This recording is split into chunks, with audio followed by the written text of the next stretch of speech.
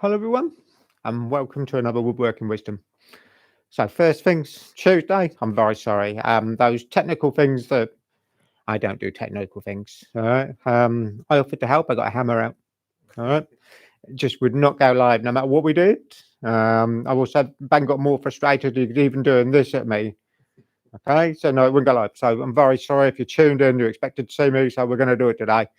Today, what we're going to look at. Sharpening jigs. Yeah, I know I'm in my hand tool room. Why have I got in here to explain a few things, but it would be quite nice to give you an idea of why do you want a sharpening jig. I learned to freehand sharpen, but I started turning when I was 12 years old. Colwyn's similar sort of age, 14, 15.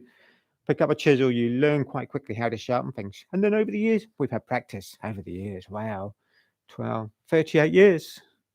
Now, if I can't sharpen a chisel by now, I shouldn't be doing wood turning. But over those years, things have developed. And actually, what we're going to show today has been around for quite a long time. They're not modern things. They built up over the years. So it's quite interesting. Different sharpening jigs will make your life easier. I've been to places, been to club demos. I've stayed with people. And I've calmly said at certain times, we need to have a look at your chisels tomorrow. Before I go, we'll have a bit of a sharpen session.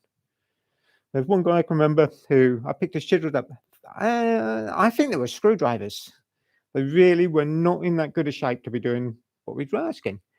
Same thing that is most of you, if you do your turning and you get despondent because the tools aren't catching, the bit you enjoy, the turning, you don't do that as well. So by getting your tools nice and sharp, it's going to give you that benefit that you will actually enjoy your turning more, you'll get better results, things will operate easier, and the major one, safer. So all those little things come into it. So today, just going to flip round behind me. We've got on here and camera toilet bender to have a quick look.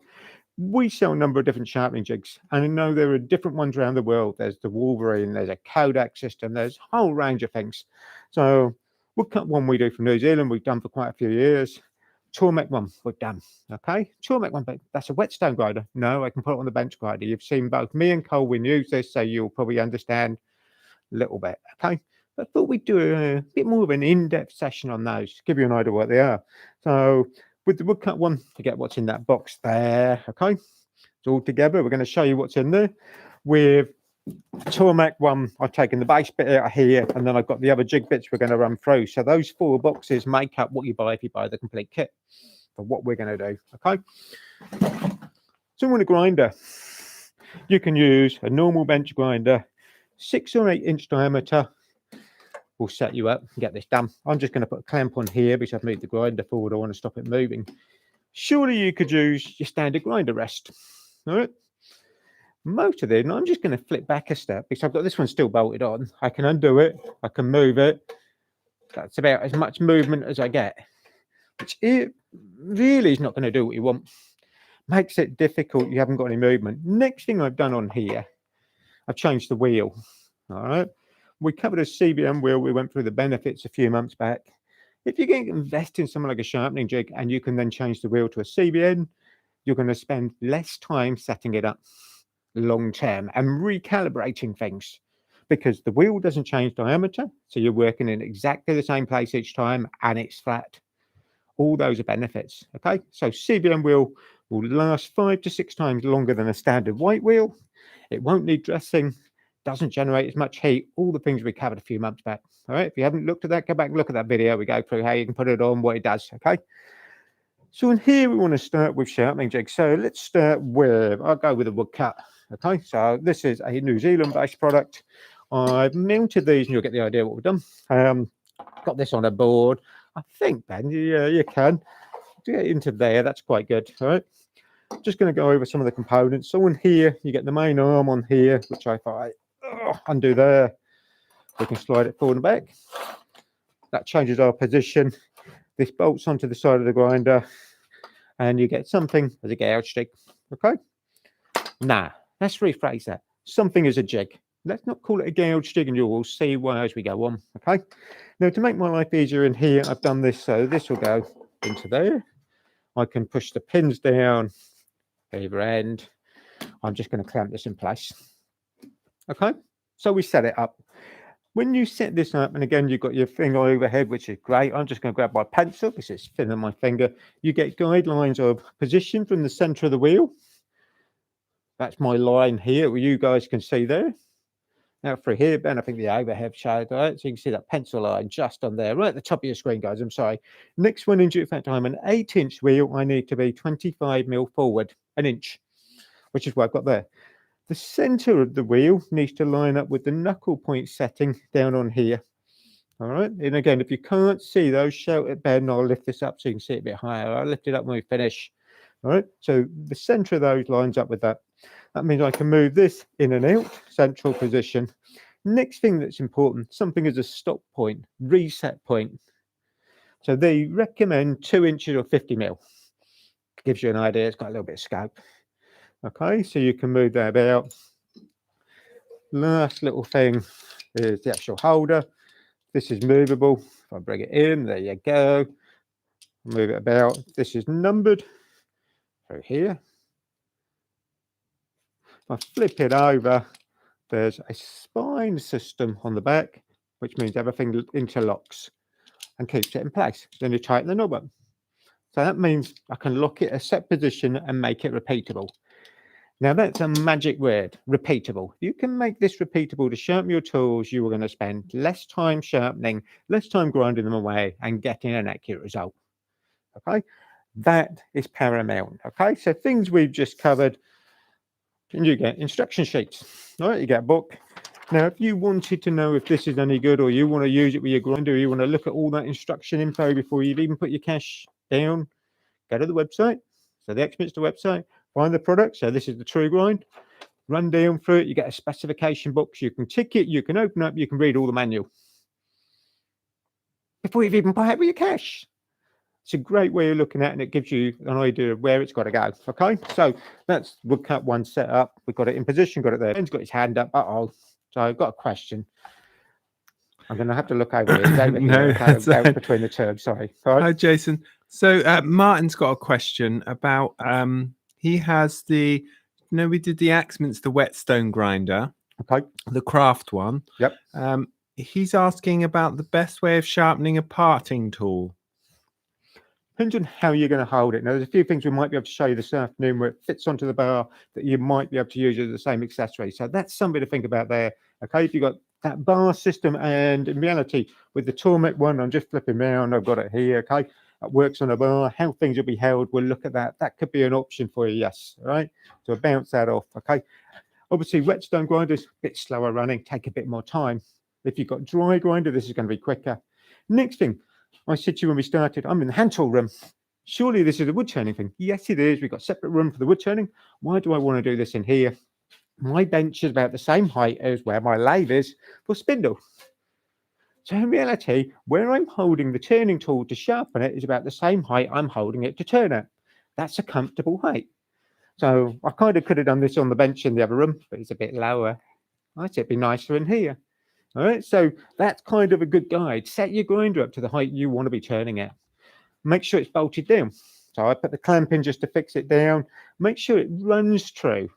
CBM wheels can be a bit of a thing. We've had a few where people say, I can't get it quite to run through, it wobbles. I'm just going to go grab something. And I looked at with one of the grinders in here, the end of the shaft where the wheel goes on, comes up to a step on the shaft. It's been machined. A little bit of a bear where it's been machined. Now that bear looked really small, but when you put an 8-inch wheel on it, over the diameter of that little bit, it creates a bit of wobble. The bigger the diameter, the more wobble. So we used a little bit of grinding paste, which is what I got on the stick, a little bit on the edge. So I want to go on, put it on, twist it by hand, 30, 40 seconds. Then I put my wheel on. Fantastic. In reality, I got rid of that bear, flattened it off, created a small chamfer. Really good to do. So if you go with CBM wheel and you get any issues, there are ways of looking at. You can always email me. I can bounce ideas. Okay. So my CBM wheel will run nice and true. Most of you, when you're starting your turning tools, let's go through what we're going to work with. A roughening gouge. Okay. Most of you got roughening gouge. I'm just going to swap these. I've got that. Okay. Got 2 of each. Roughening gouge. Quite basic tool. Now, in the booklet you get on that download sheet I said to you about, there are a number of little things. Now, I don't know if you can see on the back of the overhead. Not quite, look, okay? I can undo my clamp for you. Just going to slide this forward. And this. So I've had a play session. And I've then sat down and I've gone through. So I've got bowl gouge of 55, roughening gouge 45, skew, parting tool, spindle, right? Whole list of tools. And I've recorded those things. All right.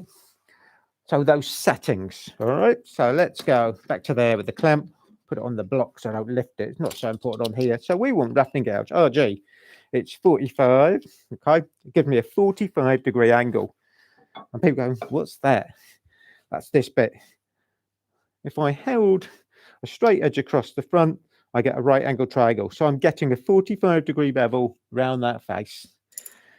So my jig, and how did I find this out? I played round a little bit. All right, we know we want a 50mm overhang. My jig setting on here is number 1. So I'm moving this about. That's number 1 down there. Right in here. Turn it over, do it up. I can wind this back. Put my gouge in a little bit more to come back. Slide it up. Just get a comfortable height. That's better. Next thing you're going to see, set the length. So tighten it. Get it finger tight before you do this bit. I can come down to there. If I slide the chisel back in the hole, you can see what I'm doing now. I'm bringing the edge stop up to there, 50mm. Lock it off. Next thing, and this bit makes it, it's actually a little bit tricky. Now, first thing when you read the manual of this, the higher the number you go up here, the more you round the wings back on the side. So more for a bowl gouge. We don't want that, so we want number 1. All right. Next thing, where do I need to be here? Which I expect we go camera 2, but let me fold the spark screen back. If I move this in and out, I can change where I am there, or I can come up higher. That's going to change my angle. So you need to look at that. So when I first started with this and I went through, right, I want something, and I put a piece of masking tape along here. But that only really works if I have something that's not going to change diameter as a wheel. So I've marked off it's 100mm. So I've even then put a pen line on there, lock it off. All right, I'm just above it. There you go. Lock it off. So that should now give me something that's nice and repeatable. If you don't know what the angle is, that can make it more tricky. Yes, you need to do a bit of research. I'm just going with a black marker pen just to really highlight the middle bit. It makes it easier to show you guys what we're doing. Spark guard, I'm just going to bring over. Then just going to do this one. All right. So switch the grinder on. This is the slow speed grinder, half running onto there. Very light pressure. Okay, it's going to come round. This is the one I've done on the TORMEK. I can tell that was around the wings back a little bit on the TORMEK. That's how it works. Nice thing with the CBM wheel, no sparks, but I'm being very light. Left hand, touching the side of the casing, supporting it. Move it round, okay? Do a quick look on camera 2 as well. I think that you can see the hand action. Now, by having my hand where it is safer. It's supporting it. I'm not getting lots of sparks. I'm putting hardly any pressure in. I'm working round. I'm checking I'm getting a nice clean material aspect. That round there, okay? So I come off, I turn it off, okay? Just while it's slowing down, good things to do with this. You're positioning your hand by being underneath is helping support it. You're still grinding. If you're over the top, you're rolling around. The risk is you're going to roll your hand into the wheel. You can catch your hand nasty on the side of the wheel. Okay, so this is all about adding just a little bit of support. Working on our shape. We want something that's square fronted across here. We want something as a bevel. Let's just do a quick up. Nice and clean. Now that was quite simple to do. That's an easy one. So we've got that one. I'm going to put them on the bench behind me so I wear them. Ben, what did you have as a question? So Frederick's asking, would you have to use a slow running grinder for CBN or diamond wheels? What sharpener? A slow running grinder. Right, okay, yep. Do you need that for CBN or diamond? To have a slow running grinder, okay? We've got a high speed grinder, which we do, runs at 1725. Some of them 6-inch one will be 1425. What's the advantage? And like I say, you don't have to. The major thing with this, if it's running at 1425, it will generate less heat again. But the other major thing it does, puts you more in control. It'll take you fractionally longer, a little bit, but it's more controllable, not as aggressive. But actually, with a CBM wheel, you're losing that aggressive nature a little bit anyway. So you can get away with a normal fast speed grinder, have a CBM wheel. I prefer a slow speed, just gives me a bit more control. I know I'm going to be there a little bit longer, but it's only time. Okay, so, all right, so, oh, now, what should we go with? What should we go as a gouge? Some spindle gouge? Or just spindle gouge? You play with those now. Spindle gouge. I've written up my thing down on here. So I want a 50. That's my block. 80 mil on here. And again, I played around with adjusting the settings. I've got an idea of what angle I want. My spindle gouge, I think from memory, is 45 degree as an angle. Okay. Jig setting 4. So I've got to alter this. Now you're starting hopefully to see how important that little bit of info is behind us. All right, I've written on the back of the board. And again, I'll dig it out. You can have a look. Okay. I might even tell you when it is. You can get your phones out and take a snapshot and have an idea of what settings work. Okay. My spindle gouge we put in, we bridge across it. This clamps down on it. So the brass bit in here clamps down, holds it nice and flat, level. That's it. 80 with there. I can check before I start anything. Just this simple roll bit coming round will extend the wings more. If I go higher on number 8, we're going to get a really fine wing, possibly on a bowl gouge if you want a really fine edge for shear scraping. You'll see when we get to my bowl gouge, I don't go that high up. So this is on number, let's have a quick look. Spindle, we said 4, 80 mil. Again, we can do the same thing. Incredibly light. Back to the lathe now. That quick. Okay, and we've got, hopefully, I think you can see, bring it up, oh, wrong way. Okay, that's quite clean. So we've done spindle. I'm trying to shy away from the one big bowl gouge. Come on, Ben, what you got? I'm waiting for the other question. I know I'm going to get. So Fuller's asking, can this jig be used with the like a belt stand in linear style? You can, but this is where the restrictions start. And again, I had a few things even with this I had to think about. Okay, so let me just flip round because then I can face the camera a bit. On the board, they give you a diameter of where your wheel is to the mounting point underneath where that metal bracket needs to be. All right. Sorry, Ben. All right. So down in here, you've got to have a height. You have to build it up. I had to come up, but I've got to get it underneath here. Now, on a linear, yes, you might be able to. Depends on your height. You've got to be able to come up. And if you think about the question there, you've got your belt at the bottom where it comes up round. This needs to fit in underneath. So do you need to raise the machine up to get it under there? Might have to look at that. This has got to be central for the center pins. Again, little things to play with. Again, if you really get stuck, email me and I can give you the height from the bracket to the top of there and we can measure it. That's easy enough. We can do those little things, all right? That's my worry, is that height at the moment of fitting it underneath. I had that issue with this of just getting underneath to get it under the guard because I want to swap these in and out.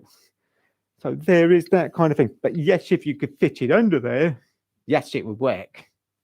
All right. So that's a thing. All right. How about one of these? All right.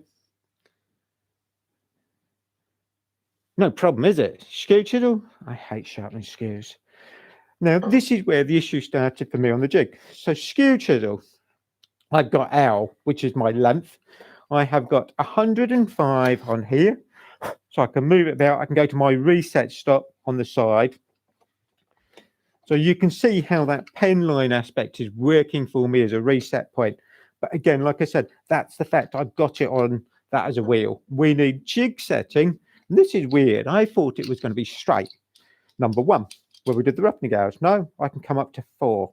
Let's count them. 1, 2, 3, 4's up there. Right, so halfway round. Now I've got to think that's got to go in there.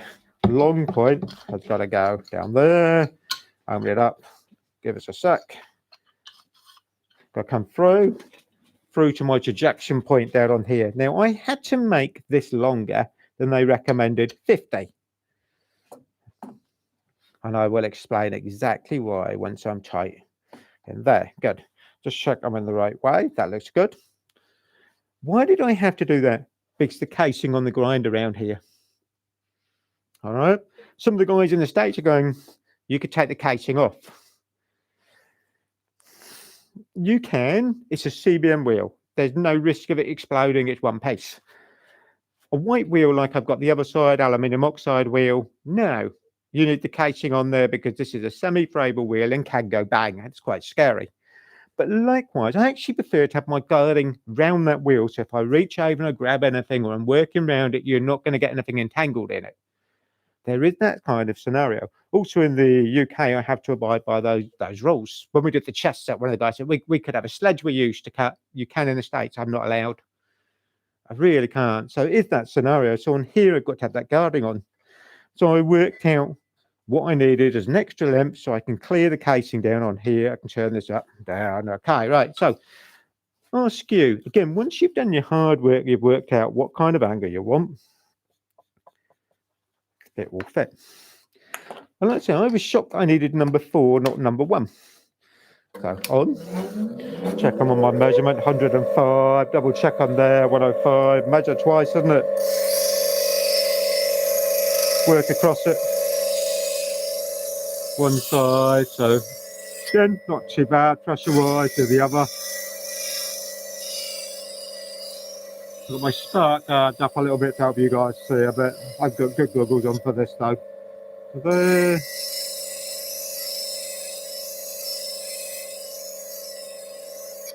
Come to there, let's have a quick look. Got a high spot just on the corner, top edge.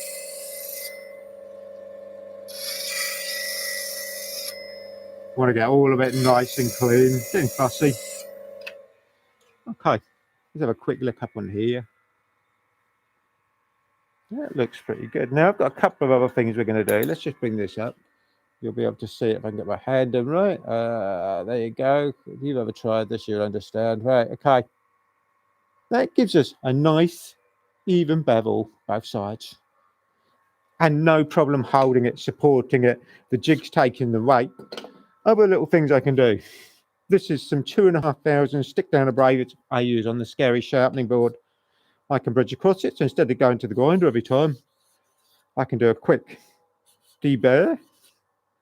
Both sides if you want to get this really sharp. How about a leather strop like I do for my wood chisels? Draw it down it. That makes quite a difference. That'll give me something that is like a razor blade now. Okay. So simple things to do just to tweak things that little bit more. But actually, that's a really clean bevel all the way down through.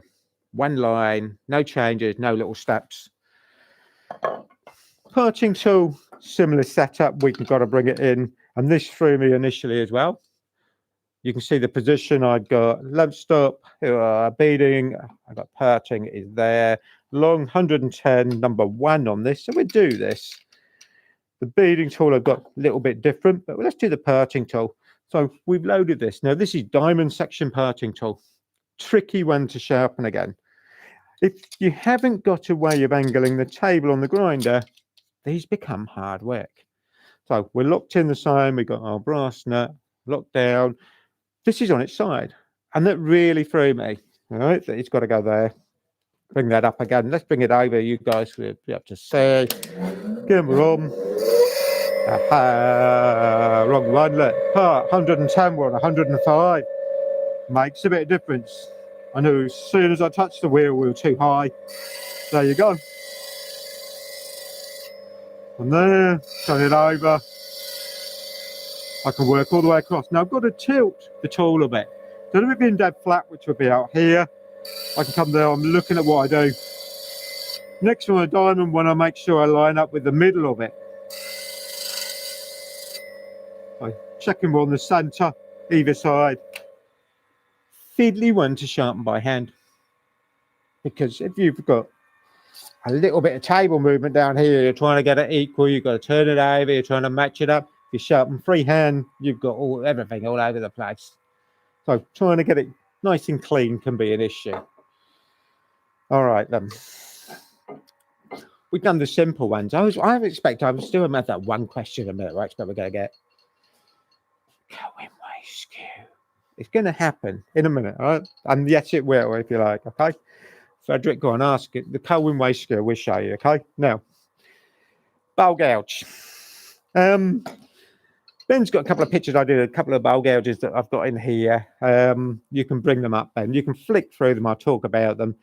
These are bowl gouges, and I've recreated them for what I've seen over the years. 2 gouges. Now, the one on the left there came in, and a guy said, I can't get to work. He sharpened it to a dead point. It was scary. The one on the right on your picture is multi-facet. So if we go for the other pictures, you should see, and look on the one on the right, I hope you get near enough, you get a chip out on the edge. It's not a clean bevel. Okay? So again, not going to function right, because actually it's got a curved back, not a hollow. It means you're coming up higher and higher with the handle until you reach the knife edge, and then it just snatches. The one on the left with the point, wow. You'd have to be all over the place with it. So that's the back of the one on the left in the picture there. You can see the rounded edge. The one on the right came, like I said, up to a point. Quite scary. So those are the sort of things I've seen. This takes that guesswork out. Some with bowl gouge. Right, we've got short handle gouge. We would, okay, 55 degree. I'm going to show you 2 bowl gouges, right? Now, next thing. If you, I can't put this on a printout thing for you guys, I get told off. You want info stuff, and I started to do a little bit of research on this, and I can remember that there's a man in Ireland, Glenn Lucas, okay, really done a lot of work. So this is one of the handouts he did with the bowl gouges when we did them, okay, but it had angles. So he does WOODCUT, one way, TORMEK, Pro Edge. Okay, so there's different things that will fit there. So we're using WOODCUT. So for a 55 degree bevel, which is what I want, jig setting 5, 50, D I've got to look at. So D in reality relates to where you've got to be for this. Okay, so on here, bowl gouge, I want a 55, we want jig setting 5. So we're undo, moving around, 4, 5. So what I'm getting at with that listing, you can find info that turners have already got out there of what angle can I use? Where do I need to be? All right, so got to there. 2 inch is there. Set it up square. So that's my stop block. Distance for my bar is 80 down on there. Just checking that measurement. Done. How to sharpen the bowl gouge. Thrust on. This side. Bring it round.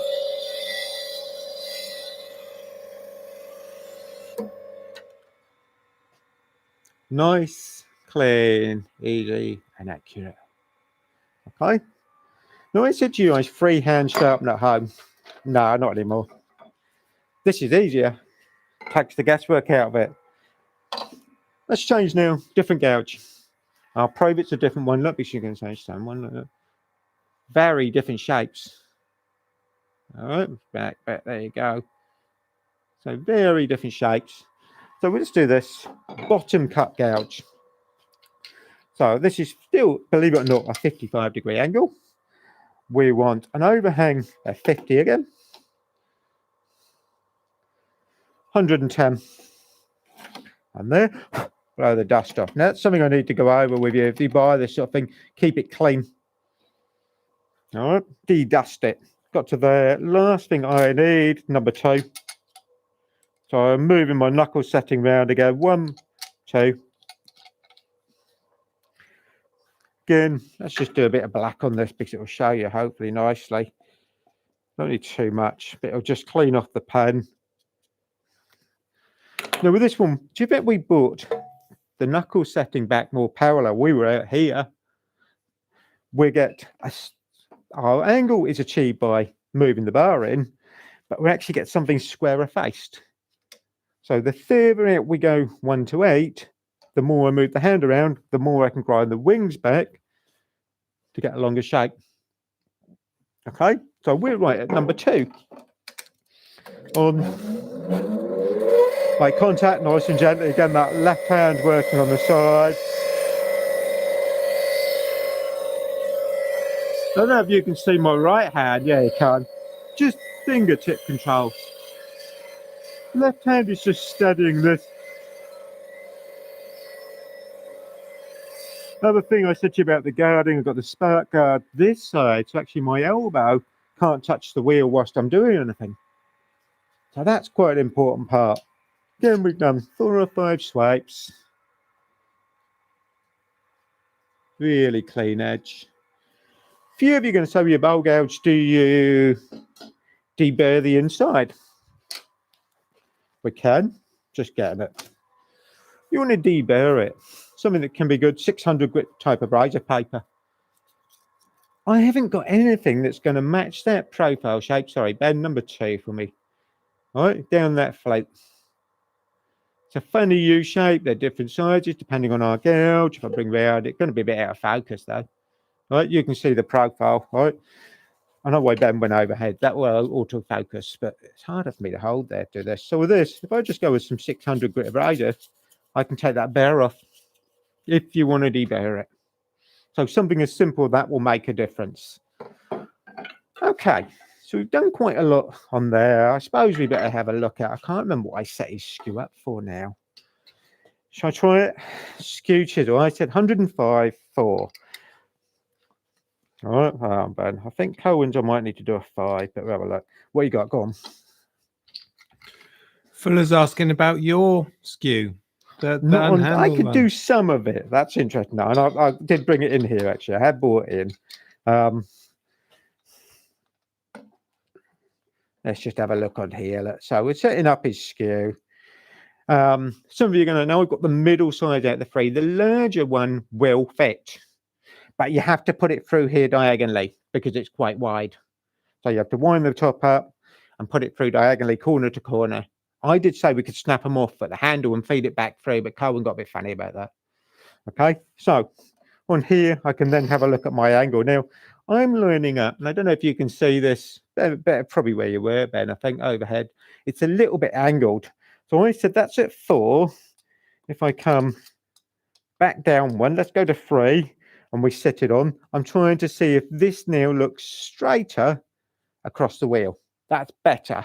Next thing, and I'm going to block camera 2, so stay where you are. I can look in from the side to check I'm sitting level on the wheel. If I'm not, I can move forward or back with the bar underneath and lock it off. This is still working on my mark we've got on there. Got that there. Let's have a quick look. That feels good. Again, we're on. Have a quick look on here. That's not bad. How about that? Nice and light, no sparks. I'm just supporting the cradle with my right hand. Left hand giving me a feed across the wheel. Flip it over. Both sides are done. Trying a bit on the top corner, on the back edge really, so let's get that right. So something that actually, when I've looked out on certain things and thought about sharpening, that's going to be tricky to sharpen because of this type of section. Makes it hard to do. Now, I can get a job sharpening Cohen waste skews. Okay, so that'll work. My skew. Ooh. Now, I could only do the hollow grind. All right, we could do that. Let's have a look then. Got to be there. I've got to turn it over a minute. Let's clamp it in. We'll go for the same settings for a minute. I've got a slightly longer bevel angle on this. I'll turn it over. We need to be up round there. So I'm going to undo the knuckle setting and come on round. So I've come up 1. And what I'm trying to do is bring that back to square. Let's have a look, see what happens if I come up more. Bit better. Could go 1 more. I'm up to 6 at the moment, but I've got more of an angle across the tip of the blade. You see it coming out. Next thing, I want to check my angle from the side. Oh, we're not bad there. Let's go with that. Go on again. Move across.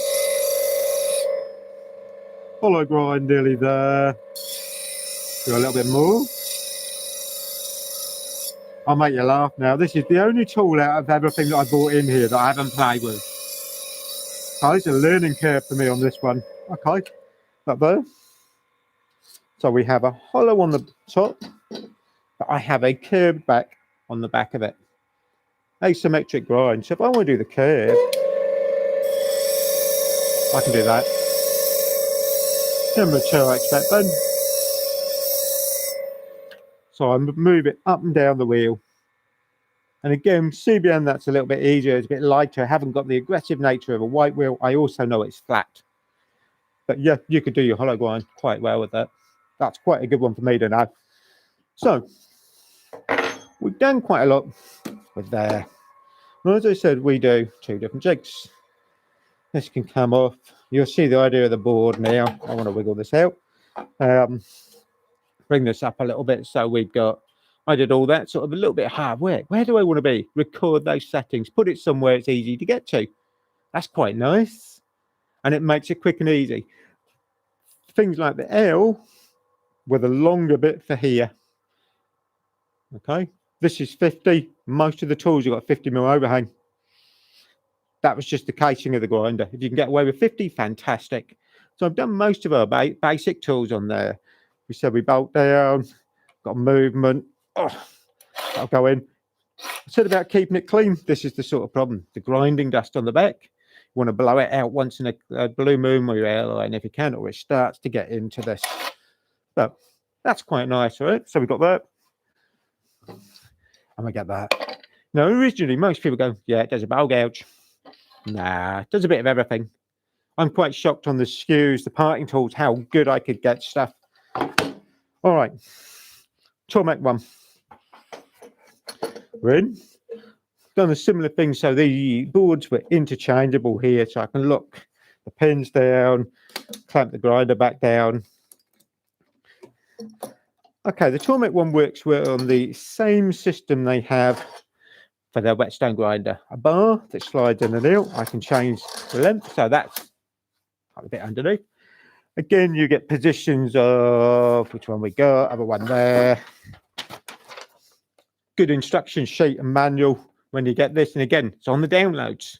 Tell you exactly your position, where you need to be, what gets supplied, how it goes on. All those things are written down. So really good. Again, depending on the size of the grinder, I had to put a block in underneath. Raise this up. It's a camera 2 bed. Let's have a look at the pine block. I put a block in here to bring it up a bit more so I could get to my center height. You get a book. Bowl gouges, we've said about in the past. Where are we, Ben? Which one are we on? You're on 2, aren't you? Okay, I'll go to that. It's all right, I'm sorry. Whole load of bowl gouge shapes. So again, it tells you what you can achieve with those. All right. So book is quite thorough. Whole load of different shapes. And again, if you go to the download, that's the sort of thing you're looking at. You can flick through page by page before you've even bought the jig. Ben. So a question from Ward. He's asking, what about, excuse me, a curved skew? As in, so you're on about like an oval skew with a curved front, exactly the same. Now, actually, with the TRU-GRIND, it's really nice with the knuckle setting. So you can actually come across, you just go to type bed, right? You can actually move your handle on that pivot point, which is on the bottom. We can do a similar thing in a minute with the TORMEK one, okay? But I know with this, if you want to do a radius front skew, works brilliant with this. All right, so yes, you can. All right, other thing you can do with the WOODCUT one, but you'd have to do left-hand side. We sell platform tables. If you wanted a table maybe just for, and I'll put it back in, we've got one other tool to do, something like a scraper, and you can't do it on the jig, you can do it on a table, but this goes onto a left-hand bracket, so you can have one either side. But I can actually do a skew, round nose scraper with what we've just used. You're going to remind me before we finish, Ben, all right? That's your job now, okay? Good. How about then we start like we did before? Sharpening gouge. Now, when you buy this, and I've got surplus bits of kit in reality in here that we've got. With the standard jig that I've shown you, you get your gouge. The multi-tool jig which is this thing, I can strip it out and change a few parts, which you get in the box. That'll do different things. Skew chisel, roughening gouge, they recommend, okay? Or straight tools. With a roughening gouge, they go into here. All right.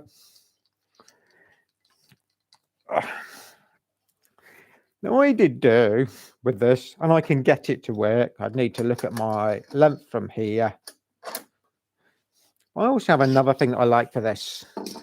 I prefer this thing. And yes, it means you're going to spend about, I think, 15, 16 pound more. This is a short tool jig, but I prefer this, my roughening gouge, because it clamps directly over it.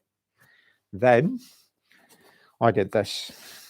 To work out my angle as a 45, I can work out protrusion length from there.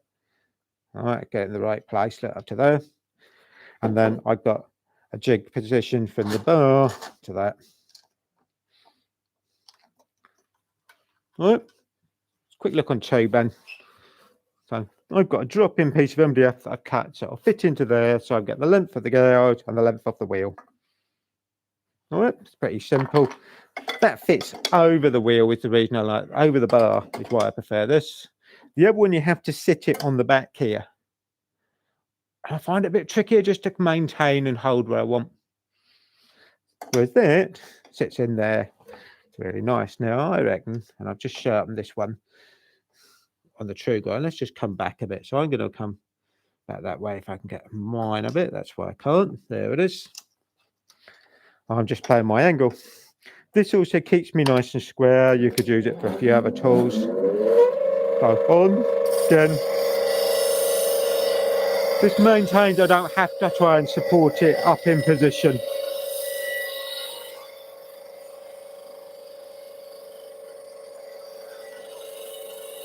Again, fingertip control, left hand's helping balance it. We're not putting a lot of weight in behind any of this.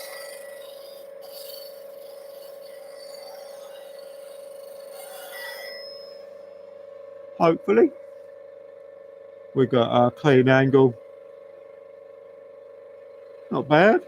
All the way up round. Got a little bit on the edge here, but you got 45, nice and clean. Good. Easy one to do. All right. Now I've got to try and remember. Look, we're going to go back to the multi-tool thing. This has got to go in. And this is weird on this, I found, but it does work. Just got to play with it now and get it set up. Do two ways on this. Oh.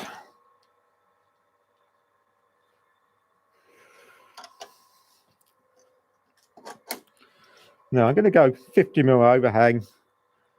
I didn't do as much description on these. Let's bring it up. So the setter we're going to use for the gouges. Just popped it back out. That wasn't helpful. 65 overhang. Now I can play around with my bar. Now, I tried doing things like marking on the chrome bar. It doesn't last. I can't stick masking tape on it. So something as a length stop would be good there. Can't remember if I go to here. This is the tool setter in reality for things like the bowl gouges. I put it on the side and I'm double checking there. You got to remember this was planned. I practiced last week, but right, okay. On there. See where I am too far back. Look, so no, I'll do this by sight then. Come in, get my angle, checking where I am. And turn over, see what we get from there. I'm going to put my head in the way of camera 2 then, sorry. Okay. So just setting things up and adjusting things. That's pretty good. So I've got this held slightly on there. You can see I'm touching the back, so we need to come out just a tiny bit. I've got minute adjustment.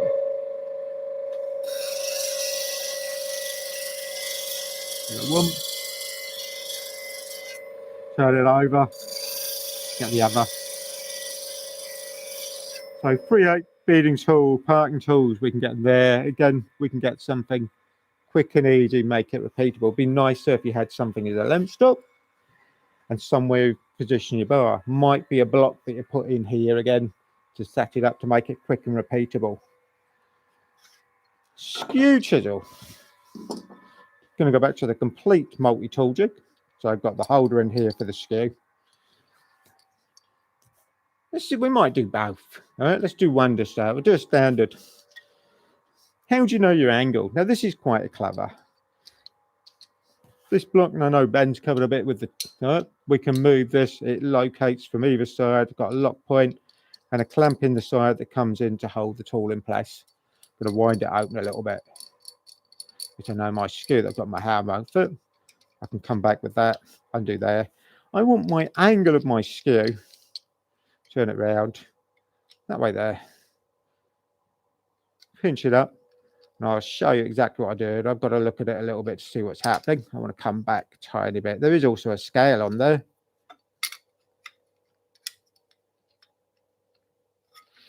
Tiny bit. I could come that way. Look. So what I'm trying to do is line up my angle. That's better. Tighten that one off. Then my skew's got to go through there. Tighten it up. Let's go back to our setter. I'm going to use the 65 again. Just again about making things somehow repeatable. And then I need to set up off the wheel. So the bar, down on there. Check in there. Now I can see I've got a little bit of angle change. So I need to tighten things. Need to go in a bit now. So this one's a bit more, if you like, sighting for this. Looking at what's happening. Whoop.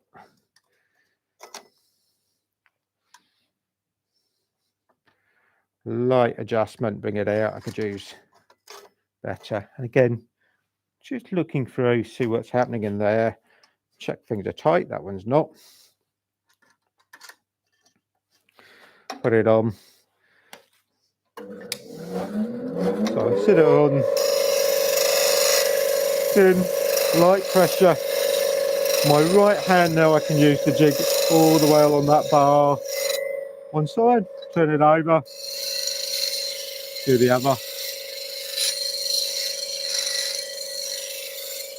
Okay, so we've got this flat edge of the jig, right, up against here. Really easy to do. And again, makes it repeatable. You can just literally turn it over. Colwyn skew, no different. Exactly the same. You can use the angle check of putting it down the side of the jig, find your shape. Use the angle of the front of the tool, better coming off this side, it's flat, okay, find your angle. This is going to be a different angle to what we just done because the tapered body all changes everything. So it's worth double checking, quick and easy. Okay, you can see how that looks different there from the different coloured metal and on the underneath the tip. All right, so again, simple to do. All right, parting tool, which are beading tools, so they're similar. Bow gouge. Bow gouge of this one, Ben? No. Oh, okay. Gouge stick. I'll go in. Now, this is where this is really clever, and they gave you all those sizes in the book. Just slowing the wheel down carefully. This is the setting tool. All right. You can do this probably for your skew a bit more accurate than I've done. We got hole A, hole B, gouge settings. All right. So you get 45, 45, 40 degree, 55, 60. Whole range of things. We showed you the picture in the book. There's loads more than they print on here. But this is actually a recipe chart. So 55 is what my bowl gouges are at home as an angle for all round use. Jig setting 4 relates to this thing on here. This moves as a knuckle setting. So this is a bit like the woodcut one. Oh, up to 4, I can lock it off. Chisel's got to come through projection length. I had the wooden block.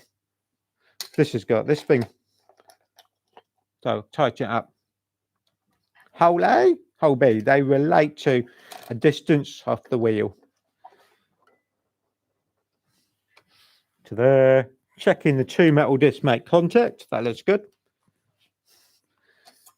So those three criteria, distance, knuckle setting, and the bar distance off the wheel, create what shape we get. And again, by coming up higher with the number on here, you will change the shape of your gouge. The other thing that will also change it is how much movement you put in here. So again, nice and light. Bring it around. I'm working on the wings more than the tip. If you concentrate on the tip, you're going to hollow it out a bit. So the tip will actually be further back towards the handle than the wings. Then moving, and again, you can see we're not getting lots of sparks. Pressure-wise, it's so difficult to define this. This is fingertips. Another thing we're going to do with this one, move this along the bar. So slide it along to try and keep me more central.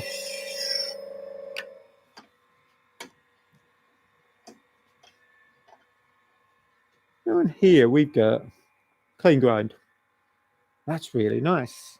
Some of you might want secondary degree bevel on the back, clearance. So there's this collar. I can do it. I can slide it. I could lock it off to a position. But let's come back to there. That's maximum. If I go back on, I lift the gouge up to that stop.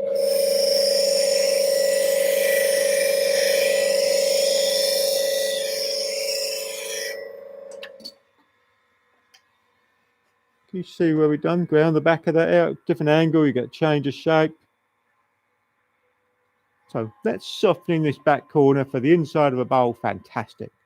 Just to give it that little bit more clearance, pull a tighter curve, all those things can make a difference. But again, this is making it repeatable because of that.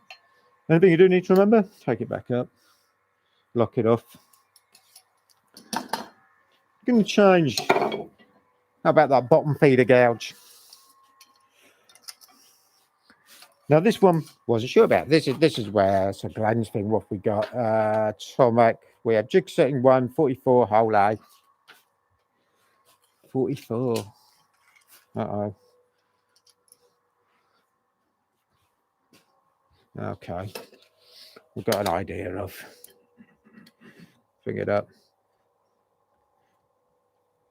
Back to there. So I can use the setter. I'm just working off of, okay. Hole A we've got on there. That should be same because we haven't altered the bar setting. So we know that. We've got our 44 and back over to there quickly. Hole A, jig setting 1. Really? Well, let's just down on here. We're on 1. So the difference between the two, I don't know where best, Ben. I think you can, where are you? Overhead. That's better. Look. How much knuckle setting I've adjusted on those. So difficult to give you a comparative. But by moving that knuckle setting on here, will change what shape I got on the front. Even though this is a 55 degree bevel, this will allow me not to bring those wings back. I get up to speed, come round. Watch what I'm doing, not the camera. From there. Got to move that base section along the bar a bit more on this one to keep it more accurate. Come out of the wing. The slightly different than what we got on the WOODCUT, but not a lot different, so persist.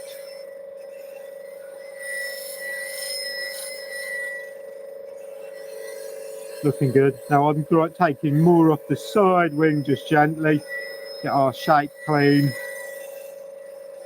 bring it over.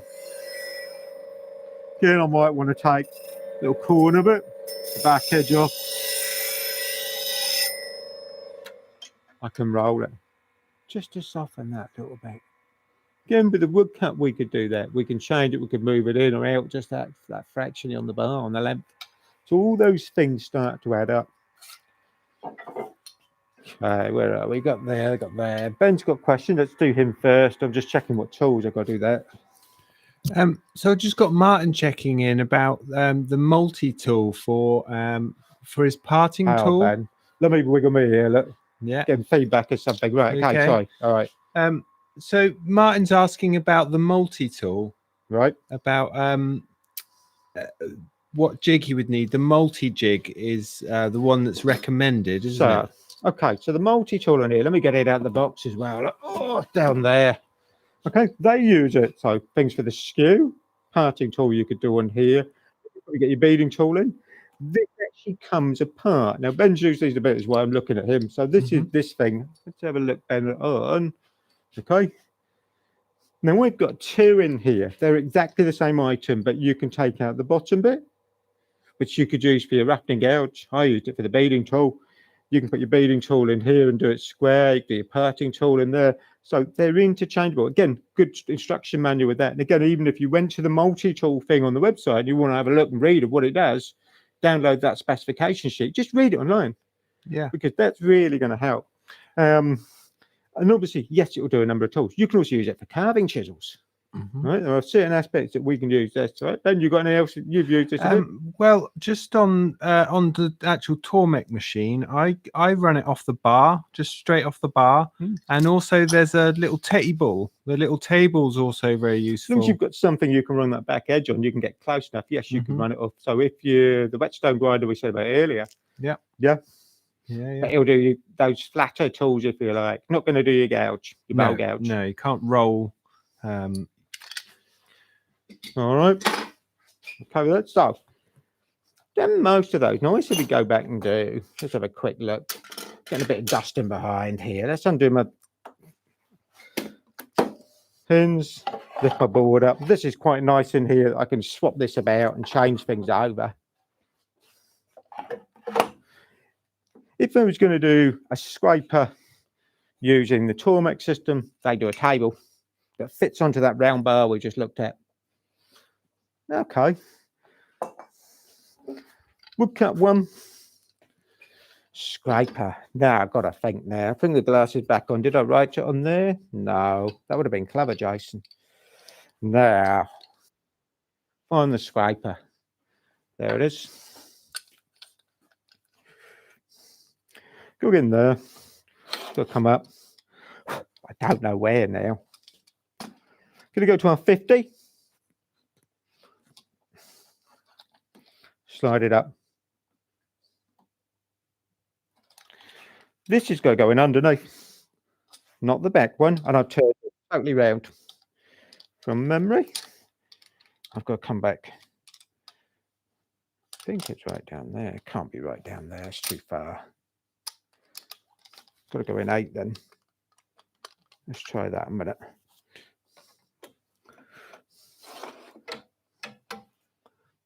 Not going to reach. So which one have I got right? Or did I? Do that. But again, I know you can play around and you can get this. And this came down. Do you remember I said to you about the grinder housing on this grinding being quite big? So there. Just looking at what we're getting. I want to come back just a little bit. I'm going to bring down a number because I want it a little bit off there. Nothing worse than turning the jig round and thinking, okay, where have I got to be? That's better. Checking my angle. I come in a little bit. Okay. So a scraper, and I was quite puzzled with this. I can remember reading this and thinking, you're never going to do a scraper in here. Okay. Come in there. So I can pivot it around.